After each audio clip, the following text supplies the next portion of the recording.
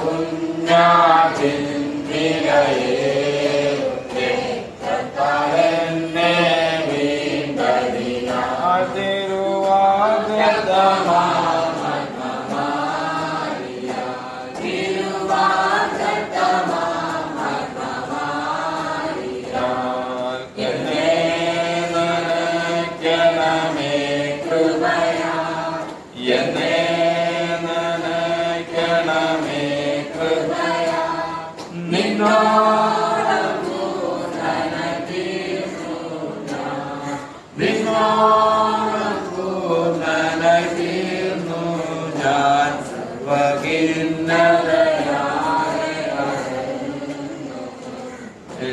അങ്ങു ചേർന്നിടുവാൻ സർവഖിന്നതയാകന്നു അങ്ങു ചേർന്നിടുവാൻ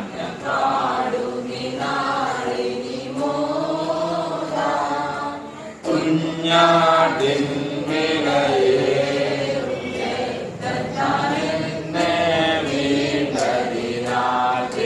കുഞ്ഞാട്ടിൻ വിലയേറുന്നേ കർത്താവെന്നെ വീണ്ടതിനാൽ. കർത്താവിന്റെ തിരുനാമത്തിന് വീണ്ടും മഹത്വം ഉണ്ടാകട്ടെ. നമുക്ക് തിരുവചന ഭാഗം കൂടി വായിക്കാം. 59-ന്റെ 14 നമുക്ക് വായിക്കാം.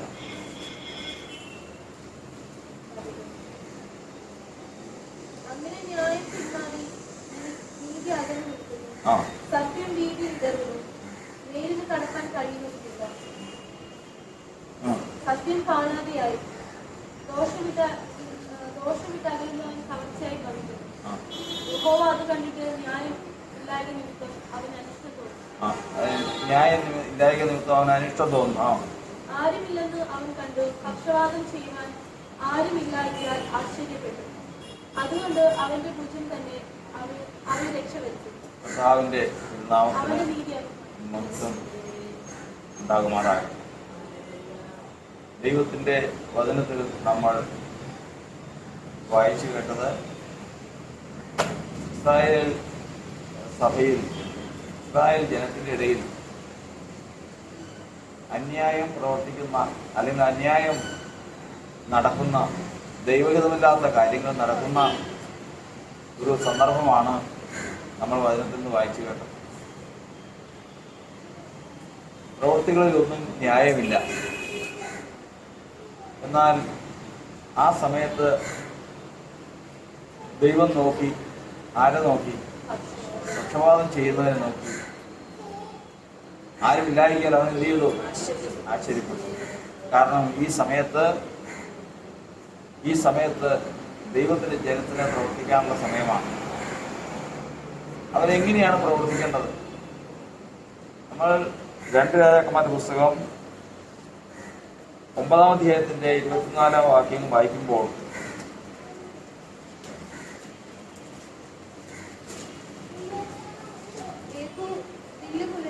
യേഹൂ വില്ലു കുലച്ച് യോരാമിനെ ഭുജങ്ങളുടെ നടുവേ ചെയ്തു. അവൻ രഥത്തിൽ ചുരുണ്ടു വീണു. യേഹൂ തന്റെ പടനായകനായ ഇക്കരോട് പറഞ്ഞത്, അവനെ എടുത്ത് ഇസ്രായേലിനായ നബോത്തിന്റെ നിലത്തിൽ എറിഞ്ഞു കളഞ്ഞു. ഞാനും നീ ഒരുമിച്ച് അവന്റെ അപ്പനായ ആഹാബിന്റെ പിന്നാലെ കുതിരയേറി പോകുമ്പോൾ നബോത്തിന്റെ രക്തവും അവന്റെ മക്കളുടെ രക്തവും ഇന്നലെ ഞാൻ കണ്ടിരിക്കുന്നു. സത്യം എന്ന് യഹോവ അരുളിച്ചെയ്തു. ദൈവത്തിന്റെ വചനത്തിൽ നമ്മൾ ഗ്രഹിക്കുന്നത്, ദൈവജനത്തിന്റെ ഇടയിൽ അല്ലെങ്കിൽ ദൈവത്തിന്റെ ജനം അനുഭവിക്കുന്ന കഷ്ടതയിൽ, അവരനുഭവിക്കുന്ന പ്രതിസന്ധിയിൽ അത് നോക്കിക്കാണുന്ന മനുഷ്യരുണ്ട്. ഇസ്രായേലിൽ പിതൃഭവനമായി അവകാശം കിട്ടിയ ഒരാളാണ് നാബോത്ത്. നാബോത്തിന് ഇസ്രായേലിൽ ഒരു മുന്തിരിത്തോട്ടമുണ്ട്. ഇസ്രായേൽ ജനതയ്ക്ക് ദൈവം കൽപ്പന കൊടുത്തപ്പോൾ പറഞ്ഞിരിക്കുന്നതാണ്, ഇസ്രായേൽ ഗോത്രം മുഖാന്തരം, പിതൃഭവനം മുഖാന്തരം അവർക്ക് ഏൽപ്പിച്ചു കിട്ടിയ അവരുടെ അവകാശം കൈമാറുവാനോ അല്ലെങ്കിൽ അവരുടെ ഗോത്രങ്ങളിൽ നിന്ന് പോകുവാനോ അത് നഷ്ടപ്പെടുവാനോ ഇടവരരുത്. അവർ മരിക്കുമ്പോൾ അവകാശികളായിട്ട് മരിക്കണം. ആ അവകാശ ദേശത്ത് വെച്ച് മരിക്കണം. ഇതാണ് ഇസ്രായേലിലെ സമ്പ്രദായം. എന്നാൽ നാബോത്തിന്റെ അവകാശത്തെ എടുത്തു കളയുവാൻ രാജഭരണത്തിലിരിക്കുന്ന ആഹാബ് രാജാവും അവന്റെ ഭാര്യയും കൂടി ആ മനുഷ്യനെതിരെ ചിന്തിച്ച് ആ മനുഷ്യനെ കൊല്ലുന്ന ഭാഗമാണ് നാം കാണുന്നത്. അങ്ങനെ 2 കള്ളസാക്ഷികളെ കൊണ്ടുവന്നതിന് ശേഷം നീചന്മാരായ അവരുടെ വാക്കിൻ പ്രകാരം രാജാവിനെതിരെയും ദൈവത്തിനെതിരെയും നാബോത്ത് പറയുന്നത് കേട്ടു എന്ന് സാക്ഷ്യം പറഞ്ഞ് ആ നിരപരാധിയായ മനുഷ്യനെ കല്ലെറിഞ്ഞു കൊല്ലുകയാണ്. ഇത് നോക്കി നിൽക്കുന്ന ഇസ്രായേൽ ജനം മുഴുവനും ആർക്കും ഒന്നും ചെയ്യാൻ സാധിക്കുന്നില്ല. കാരണം രാജ്യത്തും രാജാവിന്റെ ആഹാബിന്റെ കയ്യിലാണ്. അവന്റെ കുടുംബവും ചെയ്യുന്ന അതിക്രമങ്ങൾ വളരെയാണ്. ഇതെല്ലാം നോക്കിക്കൊണ്ടിരിക്കുകയാണ്. അതാണ് വചനം പറയുന്നത്, ഇങ്ങനെയുള്ള സന്ദർഭം ആ നിഷ്കളങ്കരായ മനുഷ്യൻ കല്ലേറുകൊണ്ട് വീഴാൻ പോവുകയാണ്, മരിക്കാൻ പോവുകയാണ്. ശരീരം ഉടഞ്ഞു, ശരീരം മുറിഞ്ഞു, രക്തം ധാരധാരയായി മണ്ണിൽ വീണു. ഒടുവിൽ ആ മനുഷ്യൻ മരണപ്പെട്ടു. അങ്ങനെ ആ അവന്റെ രക്തത്തെ ഏറ്റുകൊണ്ടു. ഇത് നോക്കിക്കൊണ്ടിരുന്ന അനേകരുണ്ടെങ്കിലും നമ്മൾ വായിച്ചു കേട്ടത് ന്യായം ഇല്ല.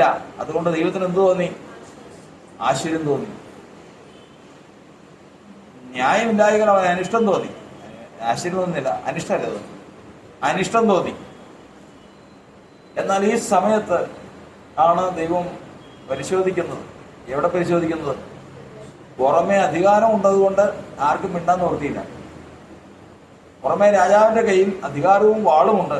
ആരെങ്കിലും എതിര് പറഞ്ഞാൽ അവനെ ഇല്ലാതാക്കി കളയും. അതുകൊണ്ട് ഒന്നും പറയാൻ നിവൃത്തിയില്ല. പക്ഷേ അവരവരുടെ ഹൃദയം അവർക്ക് കൈവശമായിട്ടുണ്ട്.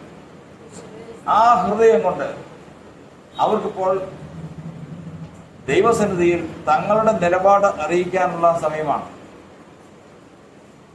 യോബിന് കഷ്ടം വന്നപ്പോൾ യോബ് പറഞ്ഞു, കഷ്ടകാലം വന്നതിന് വേണ്ടി ഞാൻ കരഞ്ഞിട്ടില്ലയോ?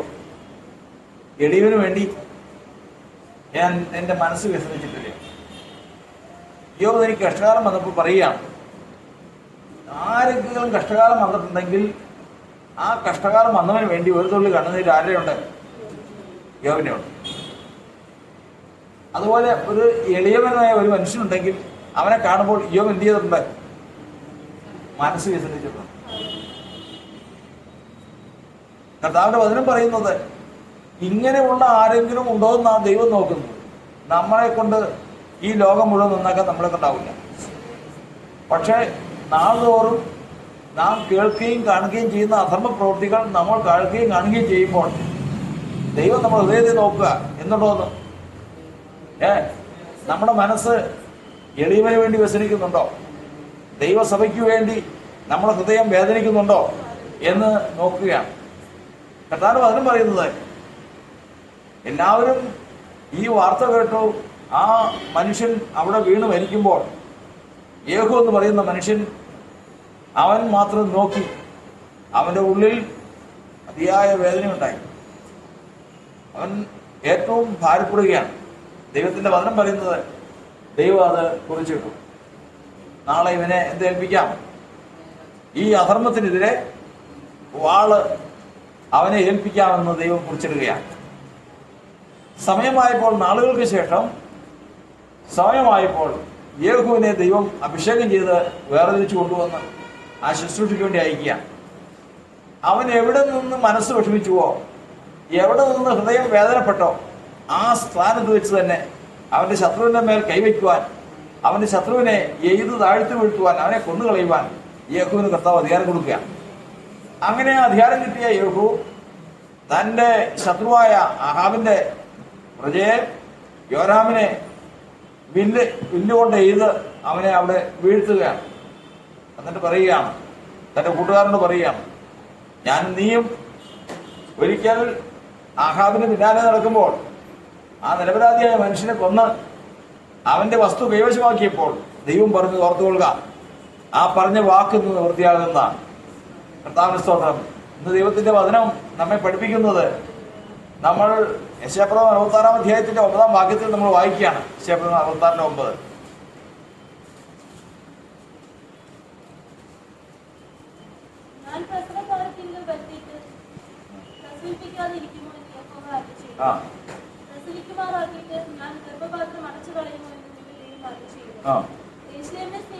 യെരൂശലേമിനെ സ്നേഹിക്കുന്നവരുമായുള്ളവരെ അവളോടുകൂടെ സന്തോഷിപ്പീൻ.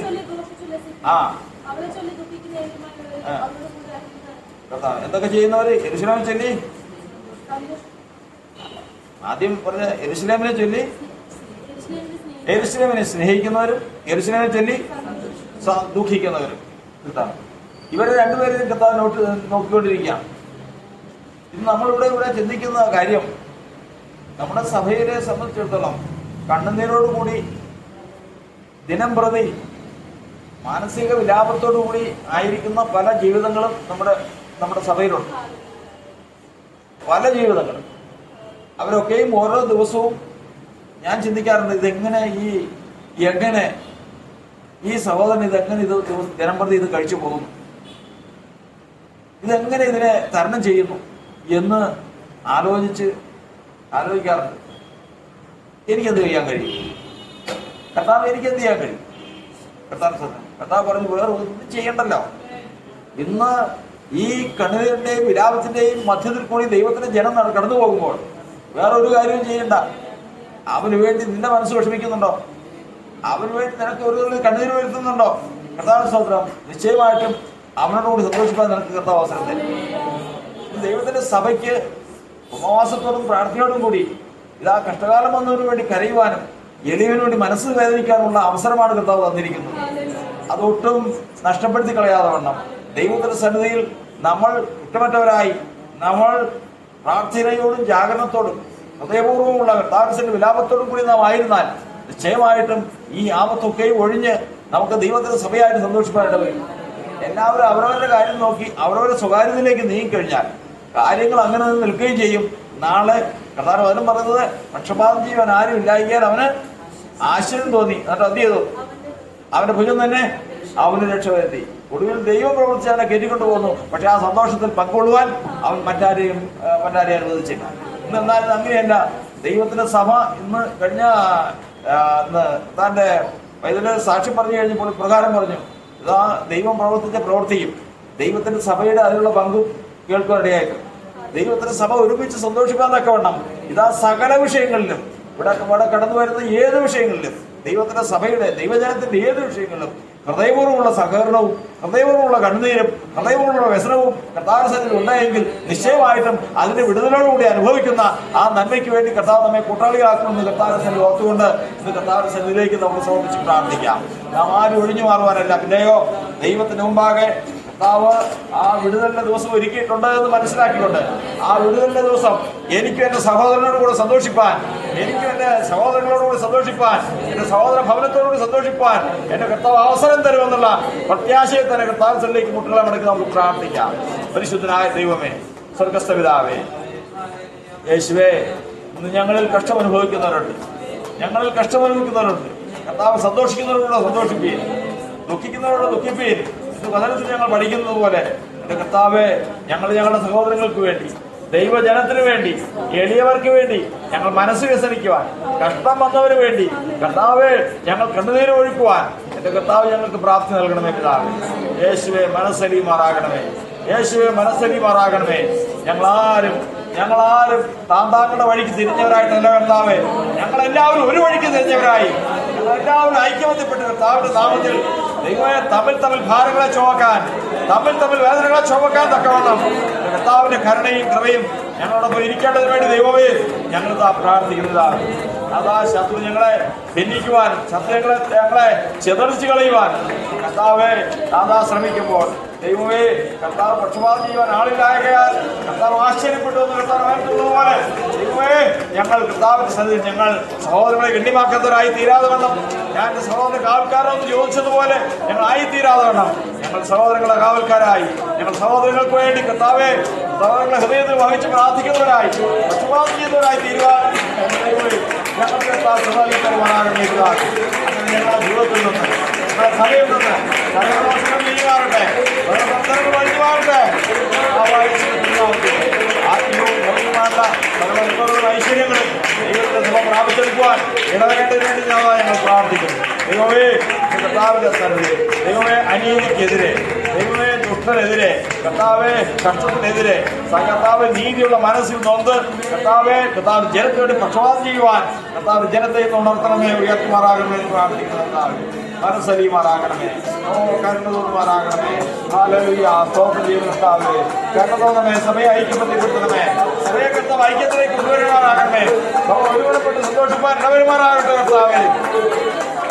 ഓ ഹല്ലേലൂയ, സ്തോത്രം സ്തോത്രം സ്തോത്രം സ്തോത്രം സ്തോത്രം സ്തോത്രം കൃപയ്ക്കായി സ്തോത്രം, ദൈവകൃപയ്ക്കായി സ്തോത്രം.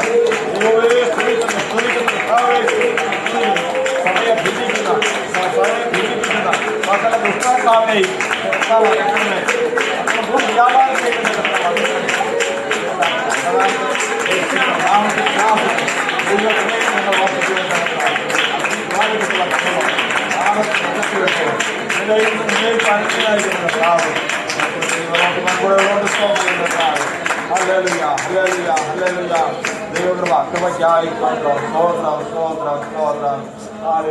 നമുക്ക് എന്ത് കഴിയും? നമ്മളാൽ എന്ത് സാധിക്കും? ഒന്നും സാധിക്കുകയില്ല. എന്നാൽ സകലതും സാധിക്കുന്ന ദൈവം നോക്കുമ്പോൾ, സകലതും കഴിയുന്ന ദൈവം നോക്കുമ്പോൾ നമ്മുടെ ഹൃദയം വേദനിക്കുന്നുണ്ടെങ്കിൽ നിശ്ചയമായിട്ടും പ്രവർത്തിപ്പാൻ കഴിവുള്ളവൻ പ്രവർത്തിക്കും എന്നുള്ളത് നമ്മുടെ കർത്താവ് സന്നിധിയിൽ നമുക്ക് പ്രാബല്യമാണ്. ഓ ഹല്ലേലൂയ, സർവശക്തനായ ദൈവം പ്രവർത്തിക്കട്ടെ. അതിനുവേണ്ടി നമ്മൾ ഹൃദയത്തെ കർത്താവ് സന്നിധിയിലേക്ക് കൊടുക്കാം. നമുക്ക് സാധിക്കാതിരിക്കുന്ന കാര്യം കർത്താവ് സാധ്യമാകുമല്ലോ. എന്നെ ശക്തനാക്കുന്ന മുഖാന്തരം ഞാൻ സകലത്തിനും മതിയാകുന്നുവല്ലോ. സഭയ്ക്ക് ഏതെല്ലാം വിഷയങ്ങളുണ്ടെങ്കിലും സഭയ്ക്ക് വേണ്ടി പ്രവർത്തിക്കാൻ കഴിവുള്ളവൻ, സഭയ്ക്ക് തലയായിട്ടും സഭയ്ക്ക് അടിസ്ഥാനമായിട്ടും സഭാപത്തി ഉണ്ടാകുന്നവനായിട്ടും നിയമനത്തിലുണ്ടല്ലോ. ഞങ്ങളൊന്നുമാറാകണമേ, കൃപ ചെയ്യുമാറാകണമേ. പിതാവേ, ഞങ്ങളോട് സഹതാപം തോന്നണമേ, ഞങ്ങൾക്ക് ഒരു ഉത്തരവാദിയായിരിക്കണമേ. ഹല്ലേലൂയ, സ്തോത്രം സ്തോത്രം സ്തോത്രം സ്തോത്രം സ്തോത്രം സ്തോത്രം. ഓരോരുത്തരെ കുറിച്ചും ഓരോരുത്തരുടെ വിഷയങ്ങളെ കുറിച്ചും എന്ത് ചെയ്യും എന്ന് കരുതി വിഷമിച്ച് വിലപിച്ച് നിൽക്കുന്ന ജീവിതങ്ങളുണ്ടല്ലോ. സ്തോത്രം. ഇതിനൊക്കെ ഈ മറുപടി ആരും പറയും? ഈ വിഷയങ്ങൾക്കൊക്കെ എങ്ങനെ ക്രമീകരണം വരും? നമ്മൾ ചിന്തിച്ച് പ്രയാസപ്പെടുമ്പോൾ പത്രോസ് താൻ കണ്ട സുപ്രത്തെ കുറിച്ച് ചിന്തിച്ച് പ്രയാസപ്പെട്ടിരിക്കുമ്പോൾ അതെന്തായിരിക്കുമെന്ന് ചിന്തിച്ചിരിക്കുമ്പോൾ ദൈവത്തിന്റെ ദൂതനയച്ച അവന്റെ മക്കൾ അവിടെ കടന്നു പോകുന്നല്ലോ. കർത്താവിന്റെ സന്നിധിയിൽ മനസ്സ് വ്യസനിക്കുന്നവന്റെ അടുത്തേക്ക്, അവന്റെ സന്നിധിയിൽ ദൈവജനത്തിന് വേണ്ടി ഹൃദയം വ്യസനിക്കുന്നവന്റെ അടുത്തേക്ക് കടന്നു വരുവാൻ സ്വർഗത്തിന്റെ കൽപ്പനയാൽ വിടുതലിന് വേണ്ടി കർത്താവ് ആളയക്കുമല്ലോ. കർത്താവിന്റെ പ്രവൃത്തി വലുതാകുന്നുവല്ലോ, കർത്താവിന്റെ പ്രവൃത്തി ഭയങ്കരമാകുന്നുവല്ലോ. ദൈവസഭയെ പരിപാലിക്കേണ്ടവൻ കർത്താവാകും, മനുഷ്യനല്ല, മനുഷ്യന്റെ ബുദ്ധിയല്ല, മനുഷ്യന്റെ കഴിവല്ല. ദൈവത്തിന്റെ പ്രവൃത്തിയാണ് ഇവിടെ വെളിപ്പെടുന്നത്. മനുഷ്യന്റെ സഹായം വ്യർത്ഥമാകുന്നു, എന്നാൽ ദൈവത്തിന്റെ സഹായം ശാശ്വതമാകും. ദൈവം പ്രവർത്തിക്കട്ടെ, തന്റെ ഭണ്ഡാരക്കർത്താവ് തുറക്കട്ടെ, സ്വർഗത്തിലെ കിളിവാതികൾ തുറക്കുവാൻ തക്കണം. തന്റെ ജനം കർത്താവിന്റെ സന്നിധിയിൽ പക്ഷപാതം ചെയ്ത് പ്രാർത്ഥിക്കട്ടെ. അന്ധകാരത്തെ കർത്താവ് ശാസിച്ചാകട്ടെ. ഓ ഹല്ലേലൂയ, ഹല്ലേലൂയ, സ്വർഗ്ഗീകരിക്കപ്പെടുവാനാകട്ടെ. ഓ ഹല്ലേലൂയ, ഹല്ലേലൂയ, ഹല്ലേലൂയ. മനസ്സലിയണമേ പിതാവേ, കരുണ തോന്നുമാറാകട്ടെ. ഓ സ്തോത്രം സ്തോത്രം സ്തോത്രം സ്തോത്രം സ്തോത്രം സ്തോത്രം സ്തോത്രം സ്തോത്രം സ്തോത്രം സ്തോത്രം. പിതാവേ, സ്തുതിക്കുന്നു സ്തുതിക്കുന്നു സ്തുതിക്കുന്നു സ്തുതിക്കുന്നു കർത്താവേ, സ്തുതിക്കുന്നു കർത്താവേ. ഓ സ്തോത്രം സ്തോത്രം സ്തോത്രം സ്തോത്രം. നമുക്ക് ആയുസ്വരുടെ വിഷയങ്ങൾക്ക് വേണ്ടി നമ്മൾ ജാഗരിച്ച് പ്രാർത്ഥിക്കണം. ഒരമ്മണിച്ചവരുടെ വിഷയങ്ങൾക്ക് വേണ്ടി ജാഗരിക്കണം. അതുപോലെ തന്നെ ഇഷ്ടപ്പെടുന്ന വിഷയങ്ങൾ ഇതാണ്.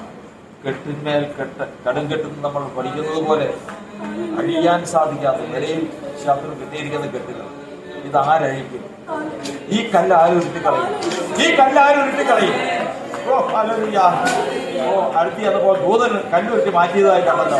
കല്ലുരുട്ടി മാറ്റിയതായി കണ്ടല്ലോ. ഓ ഹല്ലേലൂയ. ദൈവസഭയ്ക്ക് കടന്നു പോകാൻ തടസ്സമായി നിൽക്കുന്ന കല്ല് കർത്താവ് നീക്കിക്കളയാൻ ശക്തനാണല്ലോ. മനസ്സറിയുന്ന ദൈവം, കരുണാനായ കർത്താവ്, മാറ്റമില്ലാത്തവരായി കൂടെ ഉണ്ടല്ലോ. മാറ്റമില്ലാത്തവരായി കൂടെ ഉണ്ടല്ലോ. Hallelujah, hallelujah, hallelujah, hallelujah. നമ്മുടെ ഭാരം കർത്താവിന്റെ മേൽ വയ്ക്കാം. നമ്മുടെ ഭാരം കർത്താവിന്റെ മേൽ വയ്ക്കാം. നമ്മുടെ ഭാരം കർത്താവിന്റെ മേൽ വയ്ക്കാം. ദൈവം പ്രവർത്തിക്കട്ടെ. ദൈവം തടസ്സങ്ങൾ നീക്കട്ടെ. പർവ്വതങ്ങൾ നീക്കുന്ന ദൈവമാകും. പർവ്വതങ്ങൾ നീക്കുന്ന ദൈവമാകുന്നുവല്ലോ. നഷ്ടങ്ങൾ നീക്കുന്ന ദൈവമാകുന്നുവല്ലോ. യേശുവേ കരുണ തോന്നുമാറാകട്ടെ. സഭയോട് മനസ്സിലുള്ളതാണ് അവർക്ക് വേണ്ടി ഉത്തരവാദിയായിരിക്കുന്നത്. ഓ hallelujah, hallelujah, hallelujah, hallelujah, hallelujah. കൃപയ്ക്കായി സ്തോത്രം, സ്തോത്രം, സ്തോത്രം,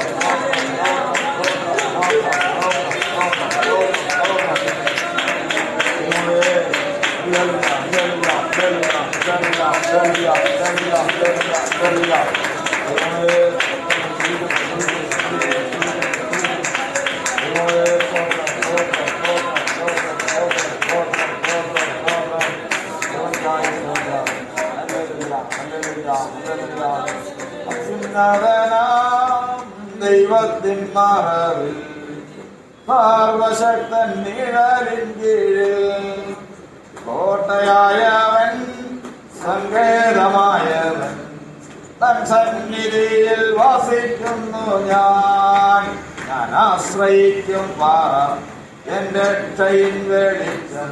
ഞാനാരെ പേടിക്കും? കർത്താവിന്റെ ഇടയൻ. ഇടയശ്രേഷ്ഠൻ ക്രിസ്തു വീര്യഭുജമുള്ളോ കൈപിടിച്ചു നടത്തുന്നെ. ഇടയശ്രേഷ്ഠൻ ക്രിസ്തു വീര്യഭുജമുള്ളോ കൈപിടിച്ചു നടത്തുന്നെ. ഹല്ലേലൂയ. സ്തോത്രം, സ്തോത്രം, സ്തോത്രം, സ്തോത്രം. ദൈവമേ കൈപിടിച്ച് നടത്തുന്നവൻ, സഭയെ കൈപിടിച്ച് നടത്തുന്നവൻ, സഭയുടെ പ്രതിസന്ധികളെ നീക്കുന്നവനായ കർത്താവ് തന്റെ ജനത്തിനു വേണ്ടി പ്രവർത്തിക്കുന്ന ബലപ്പെടുത്തണമേ. ഹല്ലേലൂയ. സ്തോത്രം, സ്തോത്രം, സ്തോത്രം. പ്രാർത്ഥിക്കാം, പ്രാർത്ഥിക്കാം.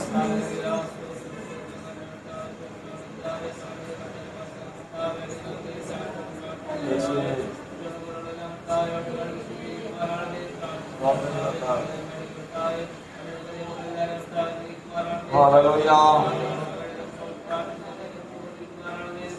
സ്തോത്രം, സ്തോത്രം.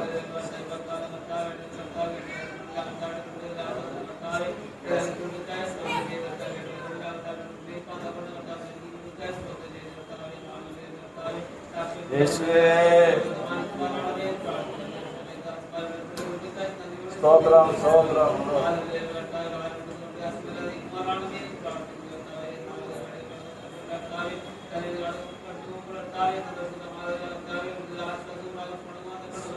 സഹായിക്കണമേ.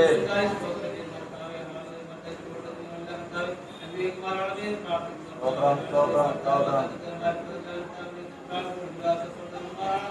പ്രാർത്ഥിക്കുന്നതാവേ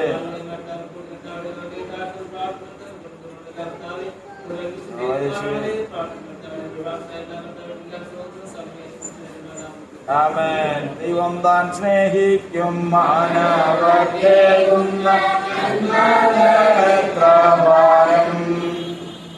സ്നേഹം കൈക്കൊള്ളും മക്കൾക്കു നൽകുന്ന വൻകൃപയത്ര ധന്യം. വൻകൃപയത്ര ധന്യം. ദൈവം താൻ സ്നേഹിക്കും മകളെത്ര ഭാരം. സ്നേഹം കൈക്കൊള്ളും മക്കൾക്കു നൽകുന്ന വൻകൃപയത്ര ധന്യം. വൻകൃപയത്ര ധന്യം. ദൈവം താൻ സ്നേഹിക്കും